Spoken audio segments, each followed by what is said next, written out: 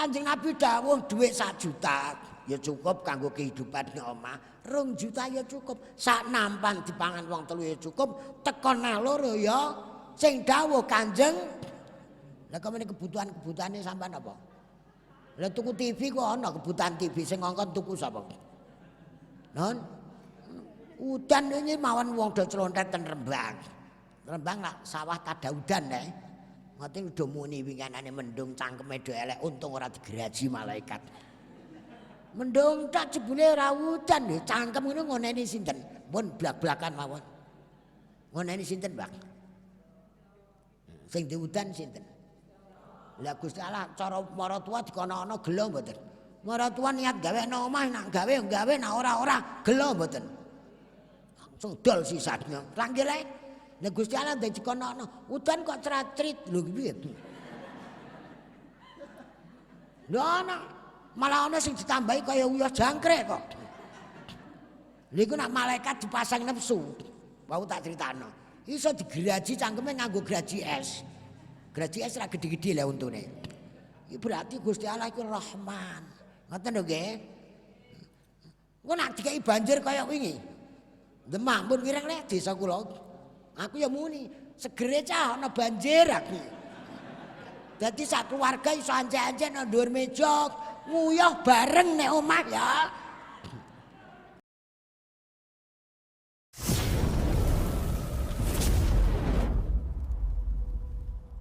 Assalamualaikum warahmatullahi wabarakatuh.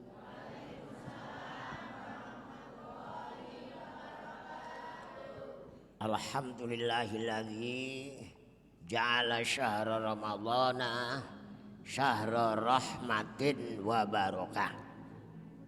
Wassalatu wassalamu ala khairi khalqillah habibina wa syafi'ina wa qurrati a'yunina Sayyidina Maulana Muhammad ibn Abdillah wa alihi wa sahbihi wa mawalah amma ba'd.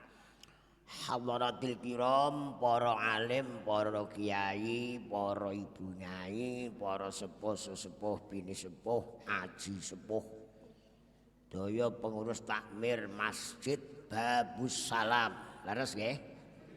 Padha karo pintu masjid Mekah. Jengene nggih, muga-muga entuk berkah.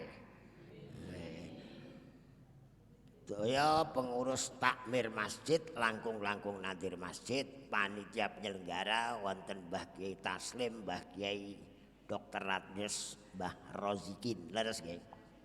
Jangan jane ngono Marzukin. Marzukin sing diparingi rezeki, nek Rozikin kudu aweh terus sampean. Nggih. Derek kula sedaya kakung putri panitia penyelenggara alhamdulillah enjang menika awake dhewe diparingi sehat nggih. Meh ketemu bodo. Nggih. Kurang pinten dinten? Kok dihitungi kaya TK. Tambah seneng napa tambah susah? Don? Lho, kandhani dhewe-dhewe pating celontet kaya DPR. Nak wali-waline Allah Ta'ala, coba wali kota lho.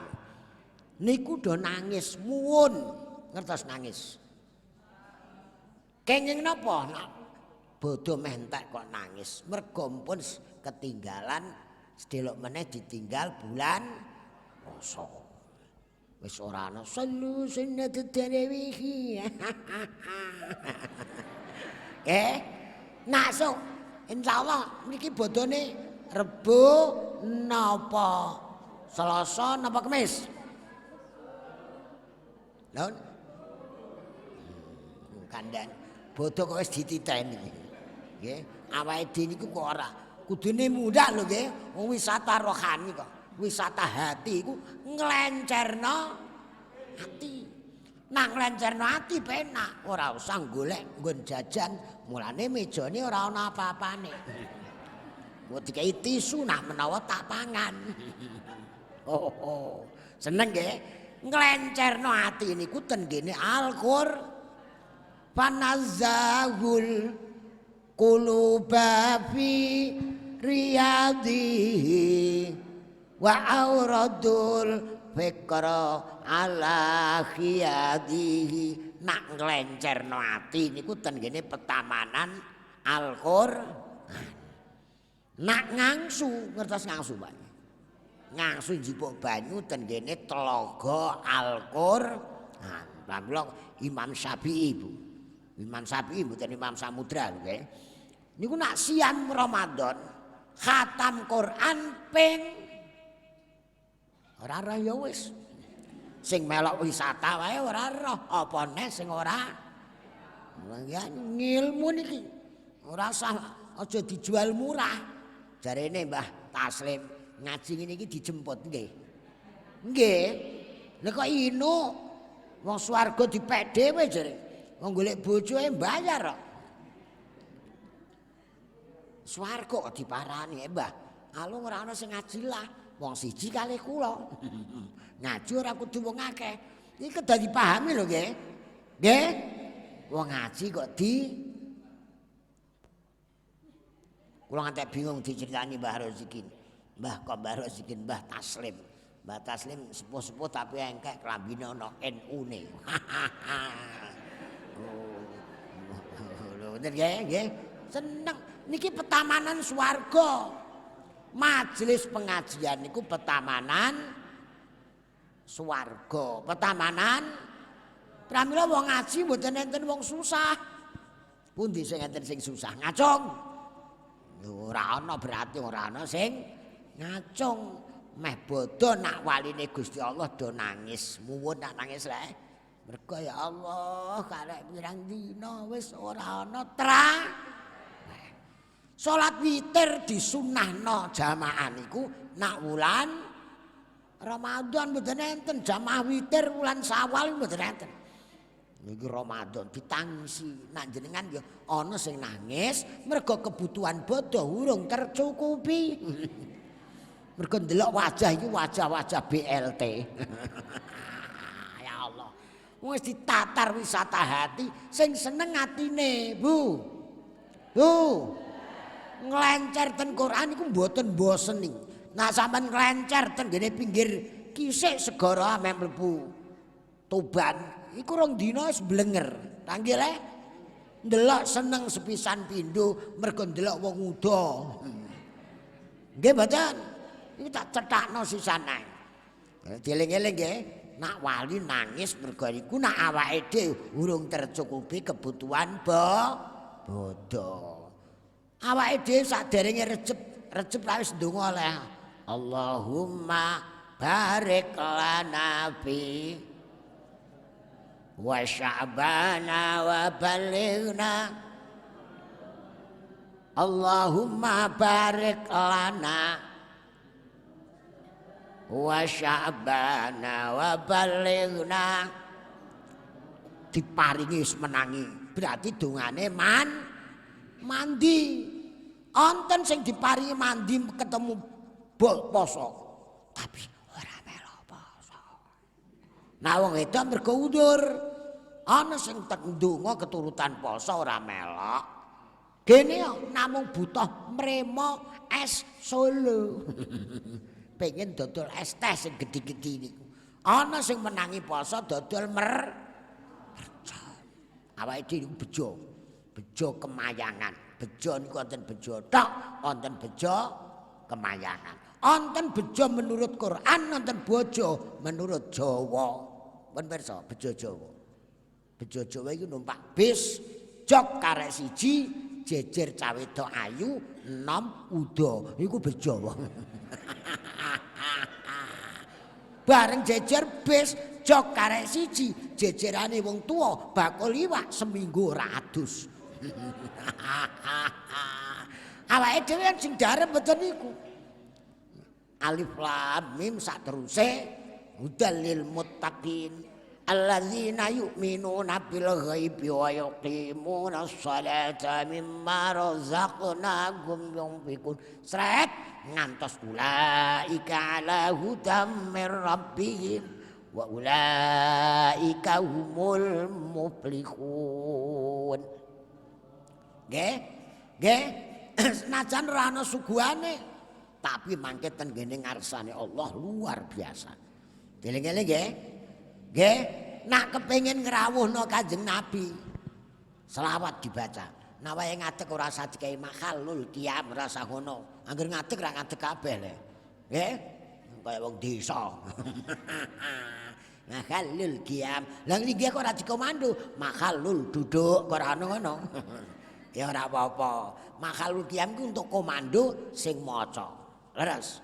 Nak selawat aja wa ala alihi wa as. Kudu ana tambahane wa ashabi. Mergo derajate sahabat niku luwih unggul dibanding kerabate Kanjeng. Nah Kanjeng Nabi contoh. Ndak ada cacatnya, cah wae ora ana. Apa meneh cat.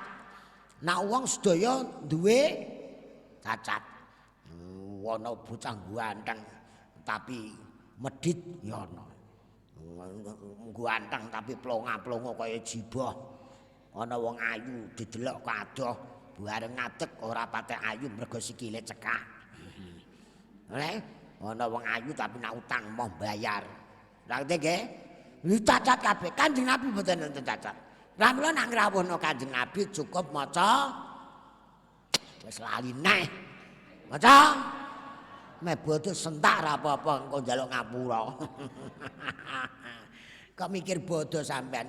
Wong ajaran agama niku mboten enten sing berat asline nggih. Nak ngantek kangelan salahe dhewe. Nandur pari, garing ora ana udan. Dol. Tanduri lah apa? Non. Bodoh ora ndek pakaian, ya ora usah ganti. Nek didelok Mbah Rozik kok ora pantes engko ndara dijoli le. Non, poso iku intine mengendalikan hawa nafsu. Lah menungsa sak donya kejaba malaikat niki sedaya dipasang naf muni kok emah. Iya dipasang aling-aling barang nggih napa Pak? Gen ora nyerot. Alah wong tua-tua nyerot apaan? Iya tua-tua lah. Non, lha nggih dicedhaki marai muka. Ya wis apik agama ngoten aturane nggih. Dieling-eling nggih, poso niku intine mengendalikan hawa. Kuncine mon niku Bu.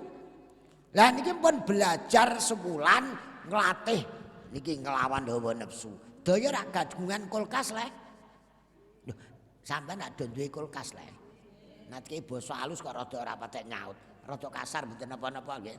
Wong bahasa niku rak kanggone memahamno wong. Tanpa ngomong kok wis paham, mboten buta bahasa. Kaya lanang wedok iku nak ngejak sare bojone, kadang-kadang ora ngomong kok, mung ngene tok. Wong gendaan. Kadang-kadang dikedepi kok. Tapi nak sing wedok dedel ya repot. Ana apa kok kedep. Begitu ana kedep, satu kedepan bisa diterjemahkan ribuan kata. Ana ngono barang ngaji ning Semanding jenenge iku lho apik. Desane napa? Penambangan. Berarti menambang ilmune Gusti. Aja nambang watu rugi, merusak gunung. Nggih mboten? Sing mari banjir nggih penambangan niku. Niki mboten. Menambang yang ditambang yang digali adalah Al-Qur'an nanti kiamat mboten bakal entek. Leres. Sampeyan jak omong ketek kok ora kaya biyen aku rene plak-plak ngono iki kok. Aku diawasi terus dikira maleh piye rupaku. Non. Kula mboten maleh. Iki mau bojo kula ame tajak wis kuwatir nek ora nyandak wektune. Non. Sing maleh wajahe iku sing wong sing kakean utang.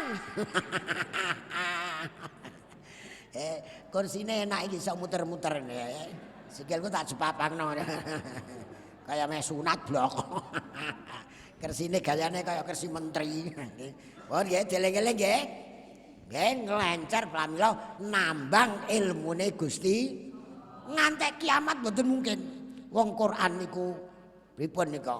Laha ma'anin kamau jilbah rifi madadi wafau qajau harihi bil husni wal qiyami. Kon apal? Lah iya, ngaji dijemput kok kon apal. Ngaji iku bayar, Bu. Bu. Mulane terus kei nyanyian apa? Alamate anak soleh iku 7. Aku jatuh irae aja ngelu. Non bocah cilik-cilik jejer mare siji sandangane tumindake mun pira iki 3 Islam agamane Allah benge Muhammad kitab Quran panu berapa? 7 kok 4. Ya. Dari jasate mukmin. Saka iki ditulisi ra saka mukmin ta. Bocah cilik kok, ra cilik lek. Non, kaya kula niki cilik apa gedhe? Kula kali Mbah Rozik gedhe pundi? Muni cetha ra apa-apa. Cetha-cethanan blak-blakan. Kula kali bola kula niku sinten asmane pinggir jendela? Non? Suparno. Ju apa su? Juparno. Njujuk par niku istighfar iku saben dina. Mana nambah taslim ku pasrah. Assalamualaikum salim tasliman katsira. Wae kula isonan kula. Non, ora pinter ati bulang rene. Jenenge semanding. Semanding ku kados niki semanding jeder kula. Lho, apik kabeh. Tuban niku ya apik maknane, tapi ora tak maknani saiki. Engko nek ameh sing teko neh ae.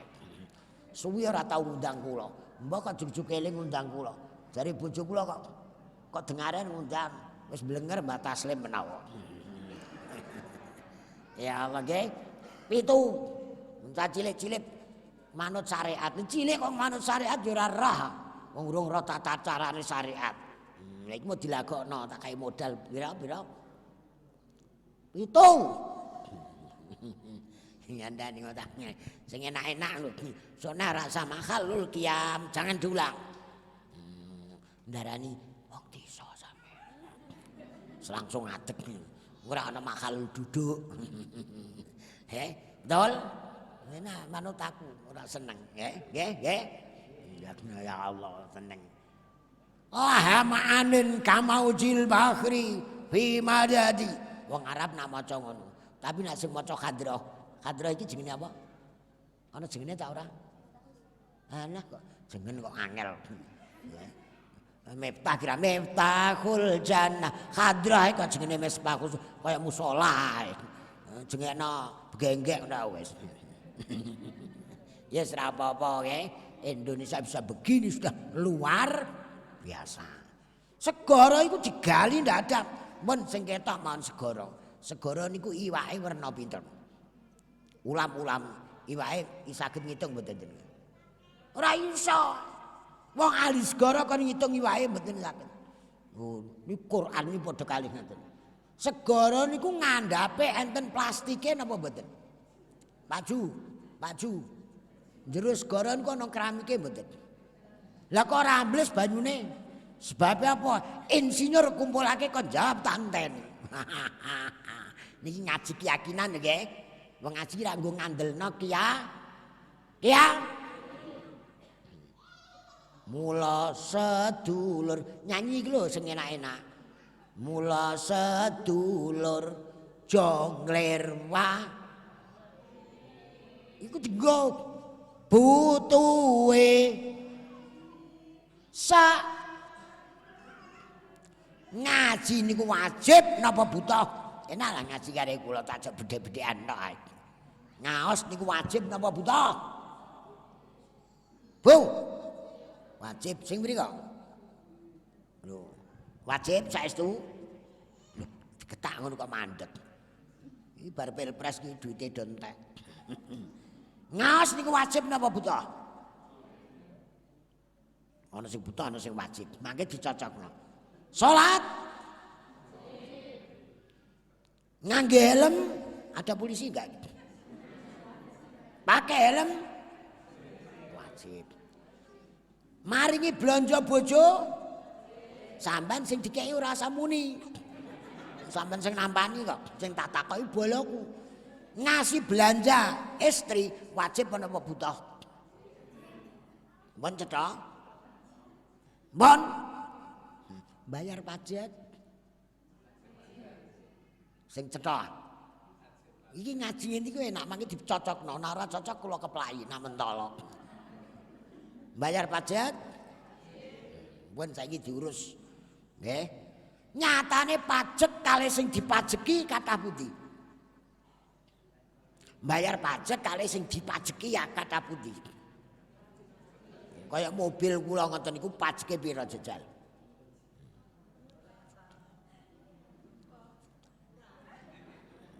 Nggih, pun Bang. Nyatane berat mboten. Ini Pak Kepala, Pak Petinggi enten, Pak Lurah. Pak Camat. Mbak wis awake dhewe bayar pajak niku ora usah ditariki, mun do gembruduk bayar napa mboten? Non? Tidak omong biak-biak kok angel ngene. Keliru ra dosa kok non. Tanpa ditariki, mun do kemrutuk nguncalno dhuwit pajak. Ana ora percaya. Tariki nggih. Iki berarti rada ora bodoni kula niki. Bayar pajak iku nunggu ditariki napa langsung dostor. Lah nek kok meneh dostor kemrutuk. Mun paham? Mergo kata-katane nganggo helm wajib napa buta? Lho pating celontet. Abot napa enteng? Nganggo helm kok ana polisi ta ora? Ra ngono nggih. Nak buta mboten ngoten. Pun mangke kula contoni. Asma sinten Pak Panitia? Pak Joko. Loh, dereng rabi ya, Pak. Ini Wakapolres kula nggih Joko. Joko enten teruse mboten enten. Jo niku sejo, ko niku teko. Dadi sejane teko. Karepe tiyang sepuhe ngoten. Lho, tapi iki padha karo kula dhuwure ra nggih. Nak Pak Ju Warno, Pak Mbah Ro. Wong kok iso dhuwure semono. Kula man kacak separuh. Dadi ana lindu ngono aku nek jerone tok. Nak ngimami traweh, milih Pak Suwarno napa milih kula imame? Jujur. Diimami Pak Ju kali diimami kula umume wong milih pundi? Dijak omong kok angel iki. Poso kula ya poso kok. Kula iki upama kula mau kayu entuk musafir. Kanggih lek metuku mau urung subuh. Diimami Pak Jumarno. Juparno apa Jumarno? Juparno. Traweh diimami Pak Juparno utawa Mbah Rozik kali diimami kula kira-kira milih pundi? Masa wong dijak omong kok angel iki. Jujur iki lho Kandra, milih aku apa milih Mbak Parno? Milih aku lho. Mergo luweh ndek. Sing dhuwur iku Pak Parno agek mentelung, aku wis nyucuk. Ngoten lho Pak Parno nggih. Sampeyan jajal lah jejer kula rukuk ora cepet aku. Wong kula agek ngene blek wis nemplek kok. Mulane kula nak traweh cepet. Lah awakku ndek mbok kon suwe ora iso. Traweh kok cepete ngono, lincah kok. Timbang paya-payaan. Ngono ki ndak entuk ganjaran sing roh sapa? Ganjaran urusane Gusti. Ngeten iki lho penting niki. Traweh ana sing tuwa ana sing enom. Engko sing enom cepet sing traweh muni. Traweh kok cepet kaya bis Lorena. Lah sing enom ya muni wong dicangkem. Meneh sampean Mbah kaya Tosa. Ya Allah, ngantek kula niku piye carane didewek-dewekno. Saged utawa dadi siji tapi janjian. Engko trawehe rada suwe nggih ngenteni sing tuwa. Lah sing enom njaluk cepet. Lha apa? Sedak rokokan ngopi karo kolak. Rokoke kopine digawa. Kan mboten enten larangan. Ngono entuk 4 rakaat. Traweh istirahat Ngopi sik. Enten larangan mboten? Lah enak lek terbuka. Lah ngoten niku ngibadah rekoso digawe-gawe dhewe. Sahur niku sing sae menurut Kanjeng Nabi, sahure cedak subuh, aja kemepeten leres. Entuk bonus ngundurna sahur. Pun ana sing sahure sore Gusti Allah gen tambah seneng. Iku pamer bodho. Leres. Maghrib disunahna nyepetna buka. Entuk bonus takjilul futur. Malah nak perlu cara kula nak wis asar gendong deligen es teh. Begitu duit langsung lep. Niku sing apik. Mergo ana bocah enom gayane santri anyaran dipek mantu kiai kampung maghrib kon buka moh salat sik. Iku bakal ngakali para tuwa sesuk ameh nyileh sertifikat. Lah nggih ibadah gampang malah dinyel-nyel. Nggih Pak Ju nggih. Buka iku ya sing ana apa?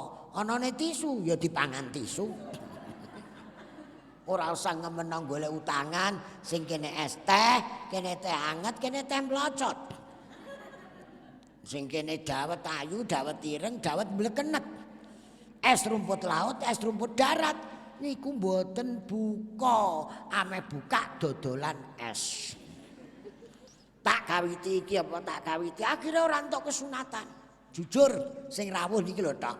Buka niku wonten sing persediaane namung banyu putih tok. Enten Pak Ju. Enten mboten? Mboten enten kejaba sing penyakiten lho. Jejer niku tak delok ya Allah.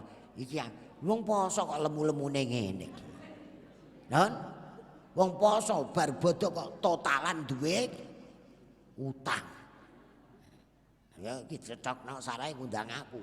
Nak ngundang kula kudu blokos uta mau itu hasanah sudah berubah menjadi maidu hasanah. Ya mboten napa-napa. Ditambahi rodok sithik. Mergo Kanjeng Nabi itu manusia yang sangat manusia yang paling bisa memanusiakan. Sampeyan eling-eling ngaji niku tujuane niku. Wong sing iso nguwongno kula niki ngaji kok ngantek 7:30 berarti kula dudu wong. Ya mulane aku delok-delok jam. Lah jam yo ngene iki. Ning gone kula ora wisata ngene iki ra ping kuatal, ten Tuban dhewe pun 17 masjid kula. Wonten sing jame didosok mriki. Kula sing bingung, sing pengunjung ndelok jam. Aku ora roh. Bener ngeten iki sing ndelok aku, sing ngaji aja ndelok. Ngerti kok ngulet konangan. Sing ndelok jam ra kula lek. Ora kok sing pengunjung. Kula ngene iki, kali ini niku tak cocokno. Jam iki karo jamku padha ta ora? Lho ana ngono barang nggih. Jam ku mesti geseh pirang detik, leres. Ngono ya ana dukun nekahno kudu nganut jame ndeke. Lho ana kelakuan ngono iku nggih. Lah iki ngaji terbuka. Ngaji niku nggo ngandelno wis lali neh. Urung mulih ngaji diparani ya ngene iki. Ngandelno keyakinan. Mula sedulur jongler waake butuhe saprana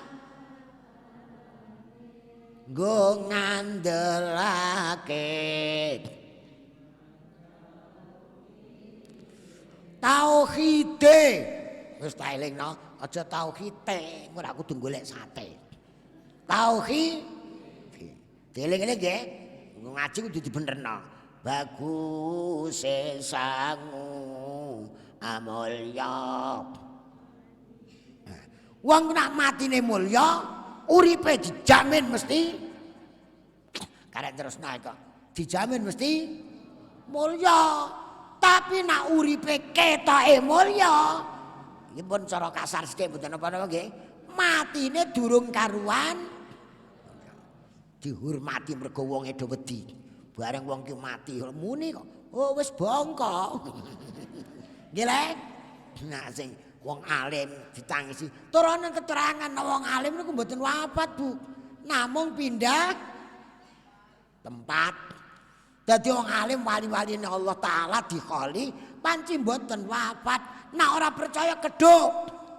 Sunan ngene sampean bumi wali kok ora roh. Jujuk Sunan Bonang. Jane Sunan Bonang iki nggonku yang aku Rembang. Wong do bingung takok. Sunan-sunan kok kuburane akeh wong wali kok. Nak kuburane siji iku wali kota tak kadani. Mbok kedhok ora ana wis sowan ngarsane Allah. Arwahe pun sambung swarga. Leres. Leres. Oh, ndelalah iki lak golekno pangan wong urip lek. Non, kono ya ana. Desa kula Demak Bu asli. Serangan. Kecapatane Bonang. Lah Sunan Bonang ku tau liwat gen kula niku. Tongkate diseret ku dadi kali nganti saiki jeh. Kula iso. Nak Sunan Kalijaga kok tiyang pundi? Non? Ngandani nek kono ana nek kono ana. Ora nggih kae. Iya niku wong do bingung jawab nggih. Sampeyan ana nyanyi ngono. Sapa? Nyanyiane sampean ku apa? Miftahku Surur. Ya. Joko Tingkir. Munia.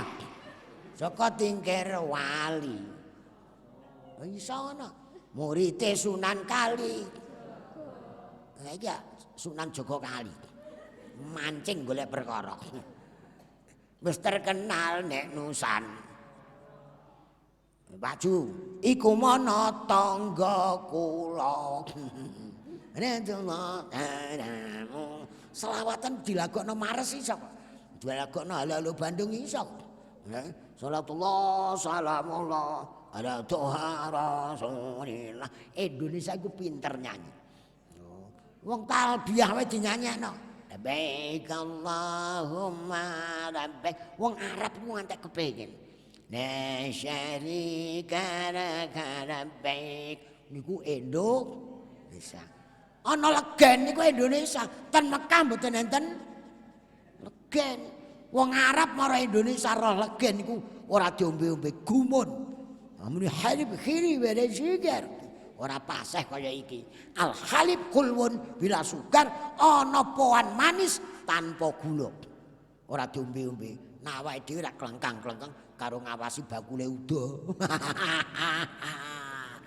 Masyaallah. Ngono nek kiai lindu kok gremeng. Wingi ganten lindu mriki.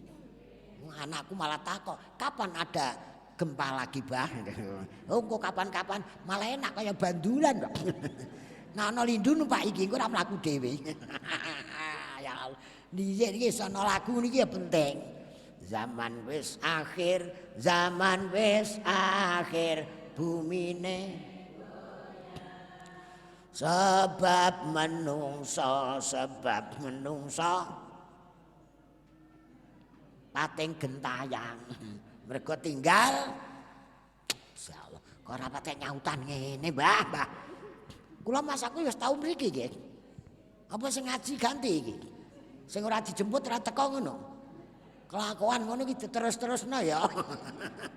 Yen kapok ora ngundang kula ora apa-apa.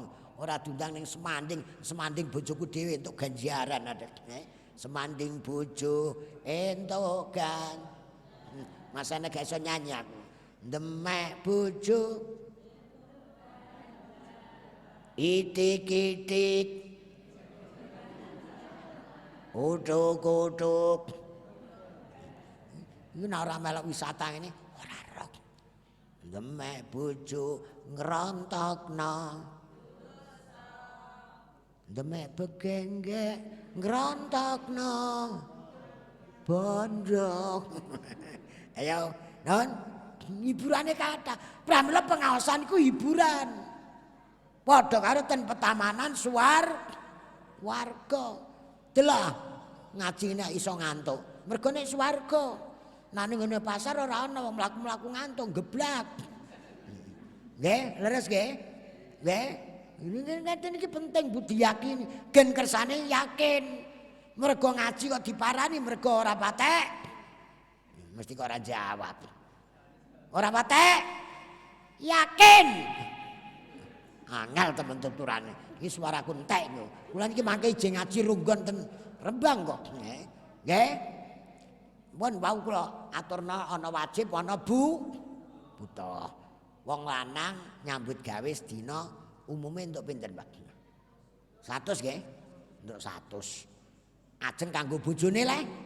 Wong kudu ngeki blanja wajib, sampean wajib. Mangke kena buta. Benturan wajib karo buta biasane menang pundi, Pak? Yo, wis ngerti le.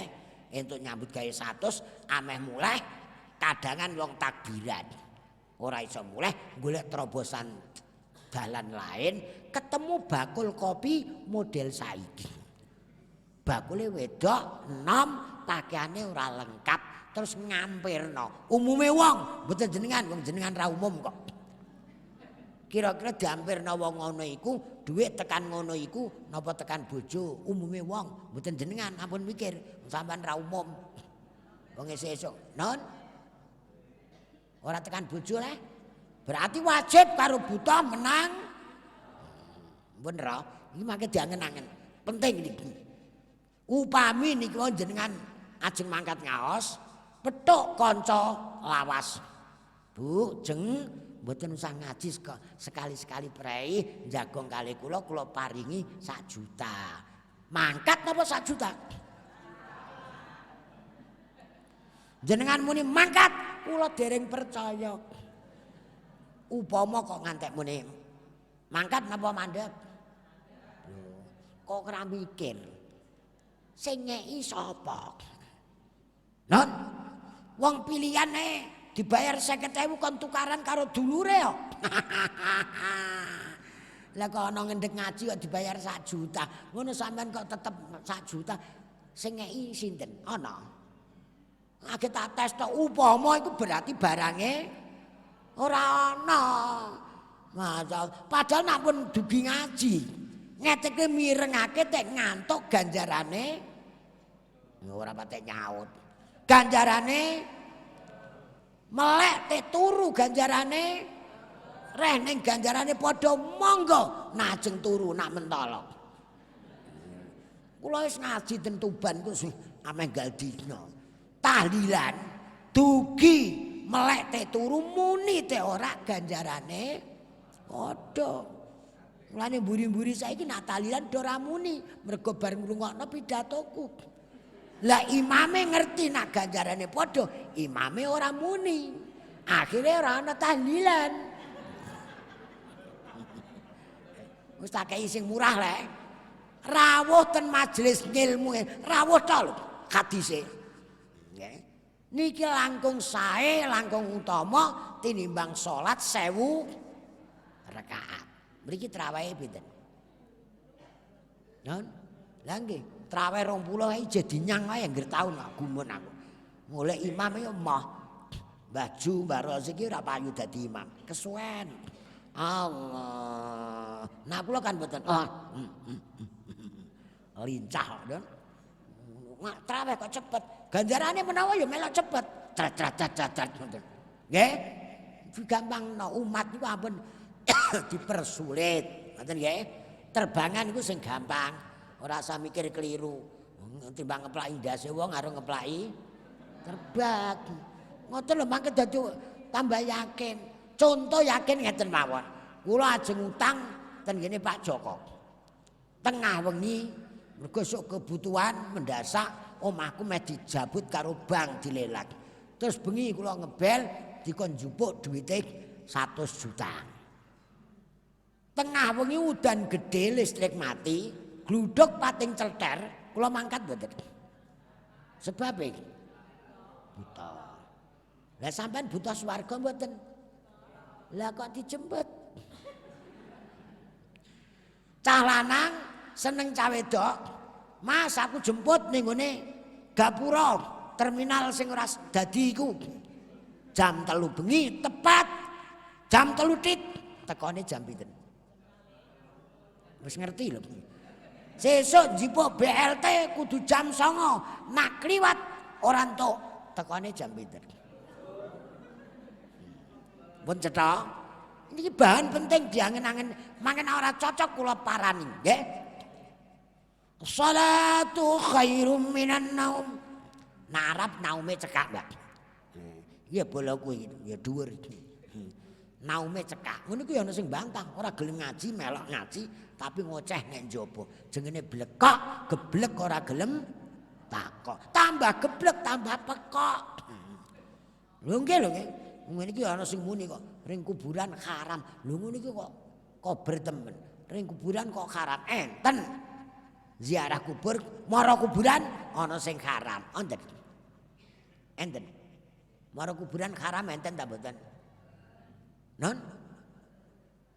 Kok aja. Ring kuburan haram enten mboten? Kok menengahin aku lak nyenangin iku lha apa? Non?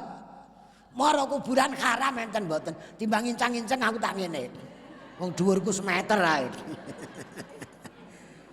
Mara kuburan haram enten mboten? Enten mergo teko kuburan nglethaki pathok.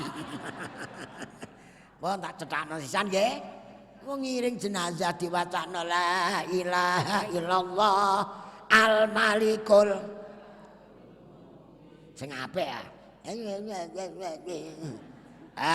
ilaha illallah al malikul haqqul mubin Muhammadur Rasulullah. Saiki aku mikul somben. Saiki aku mikul somben. La ilaha illallah al malikul. Lagune kok ora enak. Beda. Saya entek suarane. Saure terot. Saiki aku nahlilna somben. Saiki emoh tahlil somben sing nahlilna sapa. Lho ngono kok takok, wis dinyanyekno Miftahul Jannah. Lho ra ampun cetha le. La ilaha illallah. Ora enak le, malah dijawana barang. Kuncine swarga. Hop, wis ngono sik, cekak kok ndak redo ngaji neh. Jenengan nak tahlilan berarti nglumpukno kun.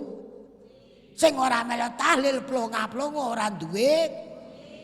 Marep nang ngarep hotel kono iku tapi ora ndek kunci. Lah apa? Jenengan wis melok tahlil terus berarti ini kuncine kathah. Tapi ampun salah paham. Aku tahlil ket kae kok kunciku wis akeh saiki gak melok. Padha karo wong krungu ngaji, kiyaine ngaji sapa sing mati ditutup jabut nyawa maca la ilaha illallah mesti swarga. Tak baleni jabut nyawa maca la ilaha illallah mesti sahabat matur wa in zana wa in sarak. Senajan tau zina, senajan tau korupsi 270 triliun, kok matine maca la ilaha illallah mesti kandhani sing korupsi iku. Rumangsane segampang iku. Ora mboten ya Pak Joko nggih.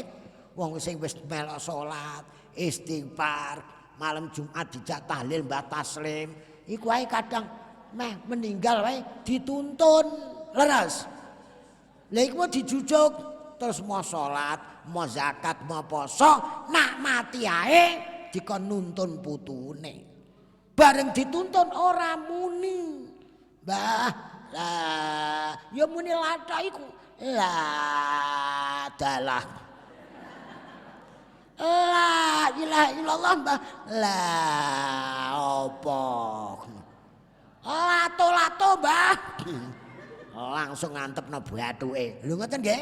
Dikira kaya urusan menungsa. Datang Allah Taala tidak segampang itu. Wis tahlilan terus durung karuan mergo setan kranjap terus. Leres. Pramila masjid termasuk salah satu benteng setan. Nah kepengin ora digodho setan, manggone ten masjid, duwike omahe dol dikene masjid. Sahabat Abi Hurairah niku sahabat tunawisma. Apa tunawisma? Non? ora duwe omah.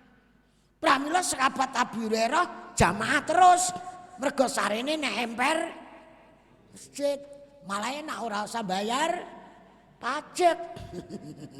Ayo sampean aku pengen ora bayar pajak jamaah terus pindah omah didol kabeh masjide ora amat, Bro. Lho ngoten paham nggih? Ampun salah paham. Lho nggih. Enak ten Indonesia. Kiai Indonesia iso maca kitabe Kiai Arab, Kiai Arab ora iso jawabno kitabe dhewe. Leres. Ngono kok. Ya sesuk ijen jemput neh iki. Ngene iki jeng gremeng karo aku. Wah ngundang sarep malah kacau. Dijemput ora entuk. Lho butuhe dhewe jeng. Ana bocah terus sampe anu terus kon jemput ngono. Wis tak kei contoh, wong ku wedi karo kuburan liwat. Ngene iki ya di sing diana-ana cah cilik tak jentit lala obah. Nek obah medeni apa sing tuwa ora wedi. Ngono iki ra ya dienggo kalahan cah cilik padahal aku cilik, nggo kalahan tak enteni. Oke, mana iki tak jagong, wong ngaji ra jagong ra ngaji le. Jala jalis jala setan. Niku maknane jagong ngrembug apik niku jenenge ngaji. Delinge wau butuh napa wajib? Ana swara salatu khairum minan naum. Nuwun sewu, sing lanang digambloki nyonya. Kira-kira nututi as-shalatu apa mempertahankan gamblokan? Mun sampeyan jawab dhewe le. Nuwun nak ndonga kok ora isin. Ya Allah Gusti nyuwun rezeki sing kathah. Jamaah niki babu salam, wonten sing ndonga, ya Allah Gusti nyuwun rezeki gedhe mawon ngacung. Kandhan iki jamaah dhewe mawon lha apa ngrasani wong. Bolone dhewe nggih enten sing dungane nyuwun rezeki gedhe mawon. Kok meneng ae aku gumun. Muni. Nak ndonga nyuwun rezeki didangu kali Pak Joko. Nyuwun rezeki kok kathah mbok nggo apa? Sampeyan jawab tanteni. Enak lek ngaji kula iso dibuktekno. Rasional kan. Niki lho enten sing donga nyuwun gedhik mawon kersane mboten rekoso. Lho meneng ae kandhat. Kok gumun. Sampeyan muni plak-plak nonton lho nggih. Nyuwun rezeki kok kathah nggih napa? Lho mulai pating celontet ke DPR. Nyuwun rezeki kok kathah nggih napa? Napa? Nggih napa? Non? Sing cedhak apa? Kok nyuwun rezeki kathah nggih napa? Non? Kok guyu iki tenanan aku ora. Nyuwun rezeki kok kathah kagem napa, Bu? Non? Umrah? Non? Lah nggih butahe apa tak takoki sisan. Kanjeng Nabi dawuh dhuwit 1 juta ya cukup kanggo kehidupane omah. 2 juta ya cukup. Sak nampan dipangan wong 3 ya cukup. Tekon loro ya sing dawuh Kanjeng. Lah kemene kebutuhane sampean apa? Lah tuku TV kok ana kebutuhan TV sing ngongkon tuku sapa? Non? Udan ini mawon wong do celontet ten Rembang. Rembang lah sawah tada udan deh. Ngoten udah muni winganane mendung cangkeme do elek untung ora digeraji malaikat. Mendung tak jebule ora udan lho cangkem ngono ngoneni sinten? Mun blak-blakan mawon. Ngoneni sinten, Bang? Sing diudan sinten? Lah Gusti Allah cara maratuwa dikono-ono gelo mboten. Maratuwa niat gawekno omah nak gawe nak ora gelo mboten. Langsung dol sisatnya. Ra nggih lek. Nek Gusti Allah ndek dikono-ono, udan kok cerat-cerit lho piye? Lho ana malah ana sing ditambahi kaya uyah jangkrik kok. Lha iku nak malaikat dipasang nepsu. Wau tak critakno. Iso digeraji cangkeme nganggo geraji es. Geraji es ra gede-gede lah untune. Iki berarti Gusti Allah iku Rahman. Ngoten lho nggih. Engko nak dikai banjir kaya wingi. Demak pun wireng lek desa kula.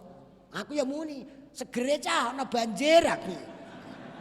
Dadi sak keluarga iso ance-ance nang dhuwur meja nguyah bareng nek omah ya. Nek ora gregeten piye? padha karo wong takziah. Wong takziah kok maidu. Ndek bengi jeh banteng kertu mbek aku kok mati, gregetno mboten. Takziah iku menghibur innalillah terus menghibur. Wong menghibur iku nak intonasine keliru ae gelo kok. Tenang ra wis, wong ra mesti matek. Gelo mboten. Niku nak ora ngaji ngoten niku.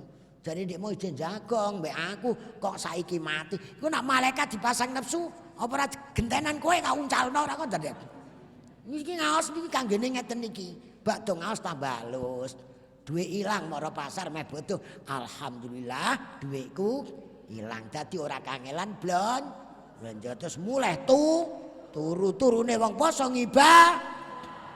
Piye jajan? Iki ngaji kok gremeng. Wong ora sahur iki lho wae lali. Ini kok gremeng angger tangga dikandan. Wetengku ngeleh aku ndek bengi ra sahur. Anu wetengku ngeleh. Apa nak cerita terus marek? Sawah dipangan tikus ya ngono. Dodolan meh bodoh rapate ana sing tuku ya gremeng. Nah wis ngaji mboten tok lek. Iku dijak guyon Gusti Allah. Sampeyan nate ndek putra cilik mulai latihan mlaku terus ditongi kerupuk maju niki tambah mundur napa dikekno ngono. Nah, ra mundur iki wong tua medhit napa sayang. Sampeyan ora mudeng. Sayang gendang iso mlaku. Lah dulur sing nyawang sing goblok. Ngene iki wong liwat ya padha mawon lho. Do gremeng lho. Esuk-esuk kok do kumpul ngono iki lha apa? Ora ana jajane paling-paling dikai tisu sing ngomong tok. Iki bingung. Wonten lho wong sing ngoten niku. Ora ora sing niki yakin bakal entuk. Andane angel-angel. Wis. Aku kiai tenanan. Ndak dikumpulno ngene-ngene iki. Wajah BLT yang terhormat. Guyon Bu, nggih. Maafkan aku. Kapan-kapan nak longgar bojoku tak ajak. Sampun nate ora bojoku lho. Sampean beto HP. Buka YouTube keluarga musik. Musik MUSYID I biasa. Musik itu jeneng kula Muhammad Syarafuddin Ismail Qaimas. Nak kau Mas Menteri Agama, nak Kemas Pak Taufik Kemas, nak kau Qaimas. Engko ana bojoku ulang tahun aku didulak. Ulang tahun ke-15 aku muni kemesraan ini. Ya bojoku tak tukokno hadiah pernikahan yang ke-15 tak tukokno CRV pun tak gowo dengan anak dari Surabaya urung tak tempel plat dinggir-nggirno karo polisi niku mobilku ame dinggoni mobile wali kota. Lah aku wali Gusti Allah wali kota ki. Malah bojoku diarani anakku kok. Kula nikah tahun 2009 umur kula 46 bojoku umur 20 tahun. Mergo aku sabar. Nah aku rabi mbiyen bojoku wis tuwa. Iki tak dudono nggih. Mbon gawa HP dibuka wis ana keluarga musik. Lah engko sing siji Jazima channel iku metu ngaji kula. Oh, ndek iki ulang tahun yang ke-16 tak tukono slender bojoku moh. Tak tukono CRV regane 647 juta. Mangga mangke nak kondur nyuwun mobil garwane nggih. Langsung tekek sisan nggih.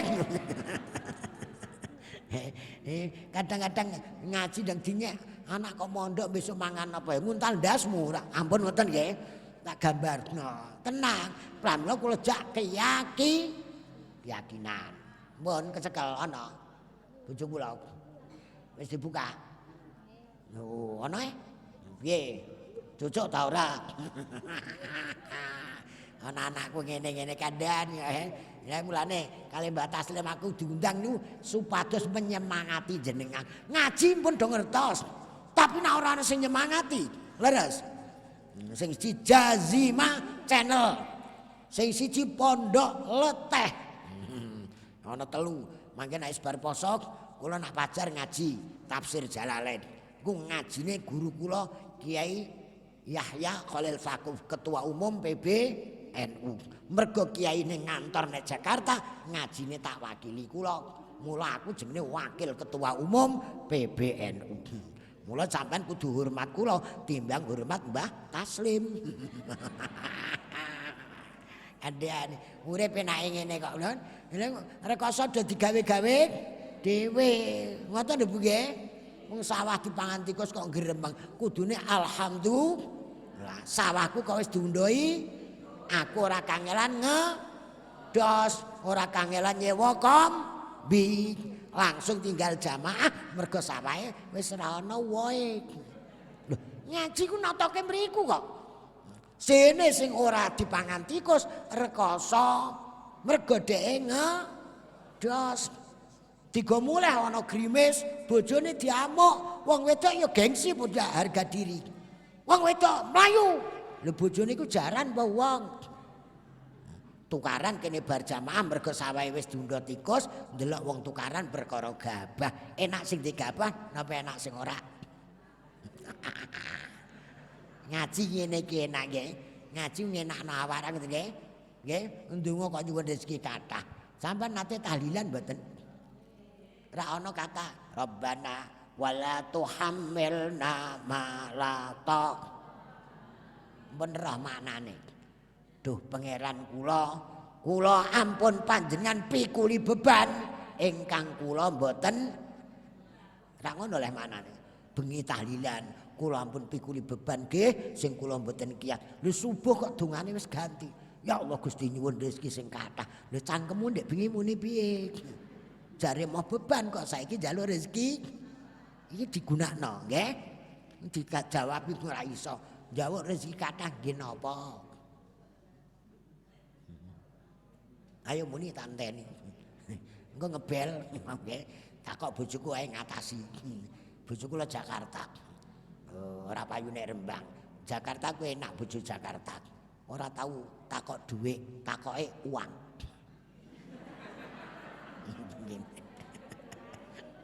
Ngene iki apa iki?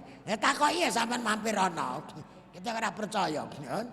Tau tak jak keliling nek gone malah diarani wali kota iki gregetno nek ngene Surabaya. Darane anakku ning dipanggil ayahmu. Iku bojoku kok ayahku ayahku. Kula diundang Mbah Taslim kan menghibur jenengan. Ngoten lho nggih. Nggih. Nak butuh iku ngloloni. Ngertos ngloloni cara mriki napa? Non, sampeanmu tekone kali kula dhisik ndi? Ayo muni tak enteni. Sing teko iki sik mergo ameh makhluk kiam. Mun mantep nggih. Mun muga mangke bodho nggih ngoten. Ndonga takobal minas sholatana semua imam awake dhewe nak ndonga poso ra ngoten nggih jenenge donga kabul. Lah saiki posone dhewe kan cara kasar lho nggih ana sing kelas poso njaba jero. Wong poso kok ana wong goreng terasi kok. Ya sampean iku kok. Wis ngono lah. Ramel muga-muga ditom. Traweh cepete ra karuan. Ora apa-apa. Wong Indo do duwe kiai. Lu traweh kok cepet. Ya mergo kiai ku ndek cepet. Mbak Taslim tak ndek lek. Sing imam Pak Joko cepet. Lu cepet ngono ku ndak entuk ganjaran. Mbah aku ora roh. Lah kowe tahlil manut sapa? Melok Mbah Joko. Besok nak keliru sing cemplung nang neraka Mbah Joko. Enak lek. Sing tanggung jawab kiyaine, sing depan karo malaikat. Kiyaine, ngoten nggih? Mbah. Ngene engko tak critakno bojoku. Yang ndek mau ana pengajian dijemput. Wong ngriki swarga kok njaluk dijemput. Semanding. Non. Bang. Gen rontok sisan nak kuat ya jantunge gen kuat. Mun jam itu engko aku ndak dudu wong. Nggih lho saestu lho nggih. Wong wedok kok njaluki dhuwit sing lanang terus, esuk awan sore njaluk dhuwit, sing lanang metu sithik. Entuk dhuwit Mas, berarti sing wedok ora wong. Dik aku tak jamaah ya Jumatan. Lho teko Jumatan entuk dhuwit Mas. Lah bakune aku nyolong toko tak apa piye? Dik aku tak ring toko pantes. Dik aku tak niliki sawah. Ngono kok ana sing takon entuk dhuwit Mas. Wong tilik sawah kok ditakoki entuk. Kula kok ngerti curhate ten nggen kula. Lah kowe lanang kok geblek aku. Lah kowe ndek apa? Gadah traktor. Dol aku. Duwike kene bojomu engko komentari piye kowe lapor rene. Dengaran kok entuk dhuwit kok ndi? Adol. Lah besok traktor nganggo apa? Nganggo kowe. Lega atiku. Omahe bodho kok sing lanang diobrak-obrak. Ora ngoten nggih? Ya Allah, bojoku ora tau ngono. Rezeki ku goleki wong apa wong goleki rezeki? Muni apa? Rezeki mencari orang apa orang mencari rezeki? Napa? Iki sing lanang mesti memet iki. Mergo sing wedok muni orang mencari berarti jenengan kon golek terus. Ini ora lu golek bojo copet. Lah kowe entek awakku ah. Tisu iki mau marani kula apa aku nututi tisu? Berarti rezeki golek uang apa uang golek rezeki? Ngaleh neh. Ngolah ngaleh. Sekali lagi rezeki mencari orang apa orang mencari rezeki? Non? Orang mencari rezeki. Mun yakin. Lah sing ditangkap KPK. Iku wonge golek apa rezekine sing marani? Iki suwe iki. Wis ora usah dijemput Mbak Taslim. Mangkat ya karepmu, ora mangkat. Iki mangkel kali kula. Mangkel ora apa-apa, mek bodoh maafkan aku. Pun nyuwun pangapunten nggih. Muga-muga niki dibetahno karek pirang menit nggih. Nggih. Nek arek rong dina kira pirang menit lah. Ndek dalu rak likuran. Mriki nggih dienggo likuran, dienggo ganjil. Do salat tasbih mboten? Lho kok ngene. Ngerti ngono mau tak terangno salat tasbih. Salat tasbih ku nek iso ya saben dina, pun ngokolah. Nek ora iso seminggu sekali. Nek ora iso seminggu sekali sebulan sekali. Nek ora iso sebulan sekali setahun. Nek ora iso setahun sekali sak uripe. Sekarang rong dina. Dina ganjil karek sepisan nggih. Ora tau salat tasbih. Ngono kok ndonga kok ora isin sampean. Non. Sampean nate salat qadha. Kaya wau lho, salatu khairum minan naum diuntel garwane umume wong langsung mara masjid napa mempertahankan untel-untelan. Ndonga ora isin ngoten niku. Non. Ngandani. Iki nak bar iki mesti ngrasani kula tapi tak ngapura. Mesti ra diteni kok. Wah, sarep ngajine orang gadeg. Ora apa-apa. Wes kecekel mau YouTube. Wes dibuka. Jazima wes. Jazima, jamaah ziarah makam Mbak Bisri. Ngono ngaji, nasa kelibat pun ngandani ngene blenger aku. Lah wong wedok ngebut-ngebuti sing lanang. Sing mari ngentekno dhuwit ra iki lek. Blonjo wae online. Tuku wedak kok Singapura. Ora ora iku klothokan rajungan kok pinggir segara. Ada kula nang ngajine sing gregeten wong wedok ora seneng. Bojoku tak nggoni gelang karet tok. Tak tukono emas 250 gram. Rono ora percaya. Tapi tak nggoni gelang karet gelem. Ikut membantu stabilitas keamanan nasional. Gen copete do prei. Wong wedok iki kok nggo karet kabeh, copet prei, Bro. Kene dinggoni tasbih, ngene nak numpak bis langsung iso turu. Nah sing gelange emas ora wani turu. Akhirnya sing gelang karet turu dijogo karo sing gelang emas. Mulya pundi? Mana Al-Fatihah. Yen pangapunten iki korupsi 5 menit. Allahumma la tufarriq jam'ana hadza illa bi maghfur wa sayyin mashkur amalin salihin mabrur khabalna bi jamil muriyaz ya ghafur. Allahumma taqabbal minna salatana siyamana qiyamana qur'ana sujudana tarawihana wa tarana du'ana sami amalina. Allahumma innaka afuwun karim tuhibbul afwa fa'fu anna ya karim. Allahumma ij'al hadzal masjid babus salam masjidan mubarakan nafi'an saliman minad dunya ilal jannah wa la tufarriq jam'ana hadza illa bi maghfur sayyin mashkur amalin salihin mabrur khabalna bi jamil muriyaz ya ghafur. Allahumma ij'alna minal aidin al faizin al makburin al maghfurin wa alif baina qulubina wa qulubi ummati Indonesia wa zu'amai wa bulati wa qulubi umaraya kama lafta baina qulubi al jannah rabbana atina fid dunya hasanah wa fil akhirati hasanah wa qina adzabannar jazallahu anna muhammadan sallallahu alaihi wasallam wa alihi bi fadli subhana rabbika rabbil izzati amma yasifun salamun al mursalin walhamdulillahi rabbil alamin. Pangapunten wallahul musta'an. Wassalamualaikum warahmatullahi wabarakatuh.